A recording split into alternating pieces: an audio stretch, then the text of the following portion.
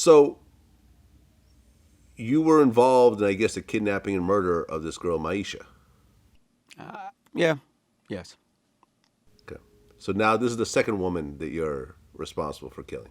Yeah. And then there was Clifton, and then there was the, I guess, the father. Maurice Bellamy, yes. Yeah. Who am I missing now? Keith Reedy and Artel Benson. What happened to those two?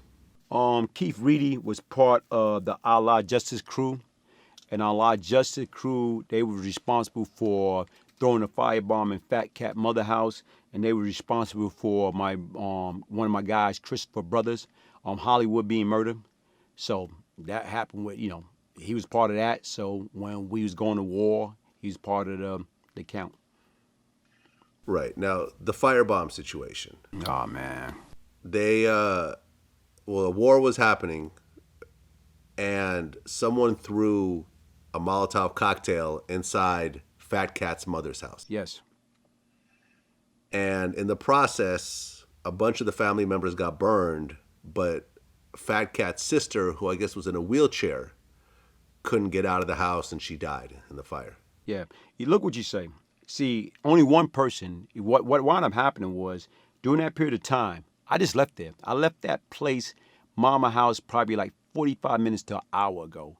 And when I left, Mama told me, opposed to her going upstairs, she was on the couch and she lay down.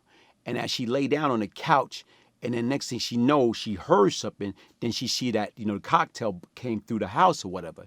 And what she was trying to do, and Mama was a petite thing. Mama was probably like 5 feet at that. And right now, she tried to put the fire out. And once she realized that she couldn't put the fire out, and these guys were shooting at the time. Once she realized she couldn't put the fire out, she alert her husband, Mama was 71, her husband was 75. Her daughter that died in the house was 51, was in a wheelchair. Her great-great-grandson was 4, one was 10, one was 12. And out of everybody, the 10-year-old got burned real bad. And you know what, Vlad? It wasn't up until like last night. I thought about it. Why in the hell did he got burned real bad? And it dawned to me. You know why he got burned real bad out of everybody? He was trying to save his damn grandmother. And I didn't, you know how, like what I'm just trying to say, sometimes you be too close to the situation, you understand what's going on. But when you start reminiscing, start thinking about it, everybody else escaped. But he knew that she couldn't get out. So he went back to try to save her. That's why he got burned so bad. Because he was trying to save his grandmother that was in a wheelchair.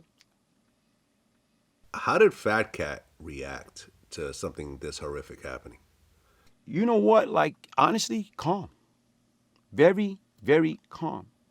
And it's ironic because, once again, I took it personal. I took it more personal than he took it. Because once they threw that firebomb into his mother's home, and you sit back and think about, like, what happened. I'm looking at it, his mother could have died, his stepfather, and his, nieces and nephew, grandnieces and grandnephew. And when I went to see him, I had certain things set up that, when I'm on a night visit with him in Shawanga Max A joint, he's up at the very front, and me and him talking, and I told him my plans.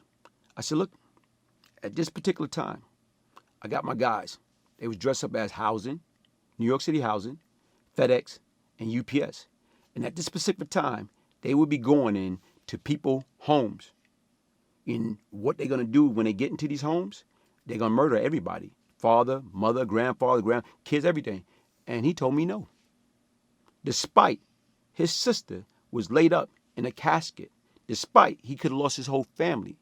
And he looked at me and told me no. I'm saying, hold on, wait. My way of thinking back then is, look, we got to set a hell of example. We got to let these individuals know, first of all, what rules or what part of the game you involve civilian, innocent people.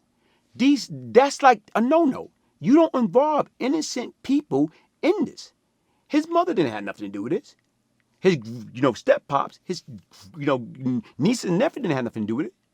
But yet and still, they didn't give a fuck. They went ahead and threw that firebomb in there because the guy that was responsible for kidnapping his wife told these guys, the 5%er, that I was going to war with, look, y'all want Glaze, I want Cat. Glaze live at this address. I never lived there. But yet and still, y'all shooting. Y'all doing some LA shit, that drive-by. I don't believe in that. You doing a drive-by. You don't even see nobody. 1 o'clock in the morning, you throwing cocktail and come on, man.